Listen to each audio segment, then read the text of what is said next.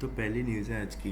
भारत सरकार ने thermal power plant TPP यानी कि ताप विद्युत संयंत्रों के 78% हिस्से को एक विशेष प्रदूषण नियंत्रण प्रणाली एफजीडी लगाने से छूट दे दी है। यह प्रणाली हवा में फैलने वाले सल्फर SO2 गैस को रोकने के लिए ज़रूरी होती है। अब एफजीडी सिस्टम क्या होता है ये देखते हैं। तो एफजीडी का अर्थ है फ्ल्यू गैस डीसल्फराइजेशन। ठीक है। तो थर्मल पावर प्लांट में कोयला जलाया जाता है जिससे बिजली बनती है। कोयला जलने पर फ्ल्यू गैस निकलती है जिसमें सल्फर ऑक्साइड होता है और यह SO2 हवा में मिलकर PM2.5 जैसे सूक्ष्म कणों में बदल जाता है जिससे सांस संबंधी बीमारियां होती है। फिर FGD सिस्टम का काम क्या होता है? तो ये इसका काम होता है SO2 गैस को फिल्टर करना ताकि ये वायु में ना पहुँचे। अब कितने प्लांट पर असर पड़ेगा? पूरे भारत में लगभग 100 थर्मल पावर प्लांट हैं जिनमें लगभग 600 यूनिट बिजली बनाने वाली इकाइयाँ होती हैं। अब तक केवल 11% यूनिट्स को ही FGD सिस्टम लगाना अनिवार्य है। ठीक है। अब केवल तो सिर्फ 11% है ना, उन्हीं को FGD लगाना है, सबको नहीं लगाना है। जब इसे इन्होंने छूट दे दी है तो फिर क्या कह रहे हैं ये? फिर कह रहे हैं कि 11% यूनिट को शायद लगाना पड़े अगर वे प्रदूषित क्षेत्र में हैं और 78% यूनिट्स को पूरी छूट मिल गई है इससे। कितने प्लांट्स को FGD सिस्टम लगाना ज़रूरी है? तो कैटेगरी ए किन प्लांट्स को FGD सिस्टम लगाना ज़रूरी है। तो पहले कैटेगरी ए में आते हैं जो प्लांट्स राष्ट्रीय राजधानी क्षेत्र NCR में हैं या जिन शहरों की संख्या 10 लाख से या उससे अधिक है। ठीक है। तो अगर इन दोनों में है ना कोई प्लांट तो उन्हें तो लगाना ज़रूरी ही है ये FGD। ठीक है। फिर कैटेगरी बी जो प्लांट 10 किलोमीटर के दायरे में आते हैं। अब 10 किलोमीटर के दायरे में आते हैं किसके? क्रिटिकली पॉल्यूटेड एरिया के या नॉन अटेनमेंट सिटी से। ठीक है। तो उन्हें भी लगाने ज़रूरी हैं।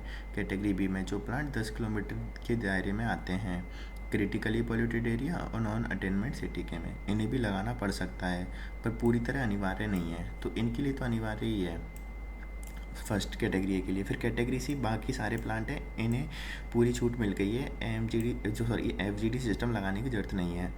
अब ये फैसला क्यों लिया गया है? तो सरकार ने विशेषज्ञ समिति बनाई थी अप्रैल 2025 में जिसकी अध्यक्षता प्रधानमंत्री के वैज्ञानिक सलाहकार अजय सूद ने की थी। समिति ने मई में रिपोर्ट दी जिसमें सुझाव था कुछ प्लांट्स को छूट दी जा सकती है। तो बिजली मंत्री मनोहर लाल खट्टर ने कहा रिपोर्ट की समीक्षा की जा रही है, बस यही है।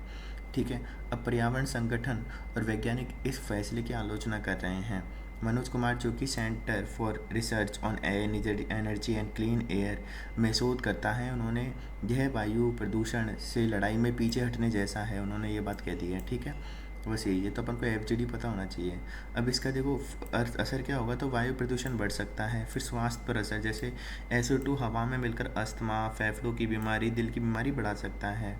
ठीक है। फिर तीसरा है सरकार की प्रतिबद्धता पे भी सवाल उठ सकते हैं।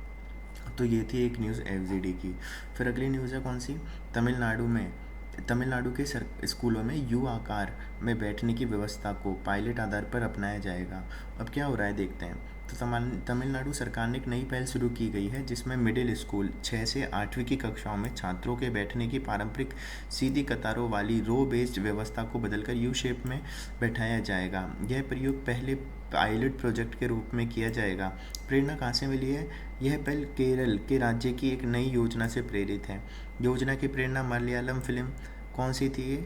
स्थानार्थी श्री कुट्टम से मिली है जिसमें छात्रों को बैठने की शैली में बदलाव दिखाया गया है।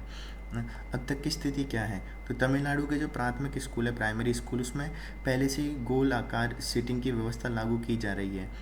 इस नई पहल में अब मिडिल स्कूलों को भी शामिल किया जा रहा है। तो प्राइमरी स्कूल थे ना, उनमें तो पहले ही गोल आकार में बिठा रहे हैं, रो वाइज नहीं बिठा रहे हैं, पर अब मिडिल वाले हैं ना, उनमें भी ऐसे गोल आकार में बिठा रहे हैं। ठीक है। फिर इस बदलाव का उद्देश्य क्या है?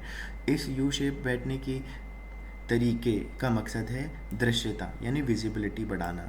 शिक्षक सभी छात्रों को आसानी से देख पाएंगे। फिर सुलभता एक्सेसिबिलिटी, बच्चों के बीच संचार बेहतर हो पाएगा। निगरानी मॉनिटरिंग, शिक्षक छात्रों की गतिविधियों पर अच्छे से निगरानी रख पाएंगे। फिर सहजता कंफर्ट, यानी कि छात्रों को कक्षा में सहज महसूस हो सकेगा। तो ये भी एक अच्छी इनोवेशन है। ठीक है। कि उनको सब अब उनकी आंखों के सामने ही रहेंगे, रो वाइज नहीं होंगे। ठीक है। ऐसे नहीं होगा कोई भी बच्चा पीछे है उसको हीन भावना भी नहीं होगी। ठीक है। अब आगे की योजना क्या है? तो शिक्षा मंत्री अनबिल महेश जो भी हैं ये तमिलनाडु के, तो इन्होंने यह योजना शुरू की जा रही है, उन्होंने निर्देश दे दिया है। ठीक है, अब अभिभावक और शिक्षकों की प्रतिक्रिया क्या है?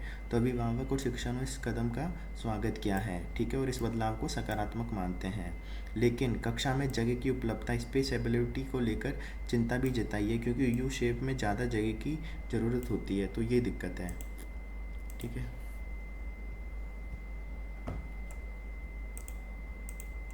फिर एक न्यूज़ है अगली कि असम में संगठन ने दीमा हसाओ में हुई रेड होल माइनिंग त्रासदी की न्यायिक जांच की रिपोर्ट को सार्वजनिक करने की मांग की है। घटना क्या थी?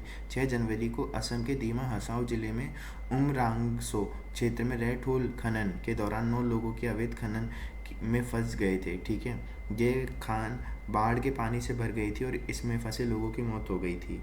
शवों को निकालने में 44 दिन का लंबा खोज और बचाव अभियान चला। फिर न्यायिक जांच। इस दुर्घटना की जांच के लिए गुवाहाटी हाईकोर्ट के न्यायाधीश अनीमा हजारिका के नेतृत्व में एक न्यायिक आयोग का गठन किया गया था। मुख्यमंत्री हेमंत बिस्वा शर्मा ने 16 जनवरी को कहा था कि आयोग 3 महीने में रिपोर्ट देगा। फिर मुद्दा क्या है? तो इसका है 6 शेड्यूल प्रोटेक्शन कमेटी ने संयोजक डेनियल लंगथासा ने कहा कि सरकार ने तय समय सीमा 3 महीने से 3 महीने अधिक समय ले लिया है और अब तक रिपोर्ट सार्वजनिक नहीं की गई है। उन्होंने आरोप लगाया है कि जिन लोगों ने अवैध खनन में भाग लिया अभी तक उन्हें सजा नहीं मिली है, जो चिंता का विषय है। पीड़ित परिवारों की स्थिति। तो लंगथासा ने कहा कि ऐसे कोयला खनन हादसों में मारे गए लोगों के परिवारों को आज तक न्याय नहीं मिला है। फिर सरकारी कार्रवाई के बाद क्या हुआ है? तो हादसे के बाद पुलिस ने अवैध खनन कार्य में शामिल लोगों को गिरफ्तार किया है, क्योंकि यह नेशनल ग्रीन ट्रिब्यूनल के आदेशों का उल्लंघन था। रेड होल माइनिंग क्या है? तो एक अवैध खनन तकनीक है जिसमें छोटे सुरंग नुमा छेदों से कोयला निकाला जाता है। यह तरीका बहुत ही खतरनाक होता है और बड़ी संख्या में हादसे होते हैं, खासकर मानसून के समय जब पानी सुरंगों में भर जाता है। निष्कर्ष क्या है? तो दीमा हसाओं में इस हादसे में 9 लोगों की दर्दनाक मौत हो चुकी है। न्यायिक जांच रिपोर्ट अब तक सार्वजनिक नहीं की गई है, जिसे स्थानीय संगठन और पीड़ित परिवार नाराज हैं। ठीक है, तो बस यही है। फिर अगली न्यूज़ क्या है? तो प्रधानमंत्री मोदी ने यूनेस्को सूची में शामिल मराठा किलों को जरूर देखें, ये बात बोली है। तो प्रधानमंत्री नरेंद्र मोदी ने शनिवार को सभी भारतीयों से अपील की है कि वे मराठा सैन्य परिदृश्य के किले जरूर देखें। ये किले अब यूनेस्को वर्ल्ड हेरिटेज साइट सूची में शामिल हो चुके हैं। एक अंतर्राष्ट्रीय सम्मान है, जो कि एक अंतर्राष्ट्रीय सम्मान है। कितने और कहाँ कहाँ हैं ये किले? तो कुल 12 ऐतिहासिक किले इस सूची में शामिल किए गए हैं। इनमें 11 किले महाराष्ट्र में हैं और एक किला तमिलनाडु में है, गिंगी किला। जो गिंगी किला है वो कहाँ पे? तमिलनाडु में है। ठीक है, पीएम मोदी ने क्या कहा है? तो उन्होंने कहा है कि मराठा साम्राज्य का जिक्र करते हुए समय अच्छा प्रशासन, सैन्य शक्ति, सांस्कृतिक गर्व और सामाजिक कल्याण की याद आती है। मराठा शासकों ने कभी अन्याय के सामने झुकना नहीं सीखा और वे आज हमें प्रेरित करते हैं। मोदी जी ने कहा कि सभी लोगों को इन किलों को देखना चाहिए ताकि वे मराठा इतिहास की महत्ता को महसूस कर सकें। फिर यूनेस्को की वर्ल्ड हेरिटेज लिस्ट में कैसे आए ये किले? तो विश्व धरोहर समिति वर्ल्ड हेरिटेज कमेटी की 47वीं बैठक में भारत की ओर से 2024-25 के लिए सत्र के लिए Maratha military landscape of India को नामित किया गया। यह भारत की 44वीं वर्ल्ड हेरिटेज साइट बनी है और ये किले 17वीं से 19वीं सदी के बीच बनाए गए थे। ठीक है, अब इन किलों का महत्व क्या है? तो ये किले मराठा साम्राज्य की सैन्य योजना, रणनीतिक सोच, वास्तुकला, कौशल के अद्भुत उदाहरण है। ठीक है, ये दुर्ग पहाड़ियों, समुद्र किनारों, दुर्गम इलाकों में बने हैं, जिससे दुश्मनों से रक्षा की जा सकती है। फिर इसमें कौन कौन से किले शामिल हैं? ठीक है, तो महाराष्ट्र के किले, एक तो सालेर किले है, शिवनेरी का किले है, लोहेगढ़ का है, खानदेश का किला है, रायगढ़ का है, राजगढ़ का है, प्रतापगढ़ का है, सुवर्णदुर्ग है, पनहाला है, विजयदुर्ग है और सिंधुदुर्ग है, और एक तमिलनाडु का है गिंगी फोर्ट। ठीक है, तो अपन को याद रखें तमिलनाडु में तो सिर्फ एक है गिंगी और बाकी है महाराष्ट्र में सालेर, शिवनेरी, लोहागढ़, खानदेश, रायगढ़, राजगढ़, प्रतापगढ़, सुवर्णदुर्ग, पनहाला, विजयदुर्ग, सिंधुदुर्ग। ठीक है, बस यही है।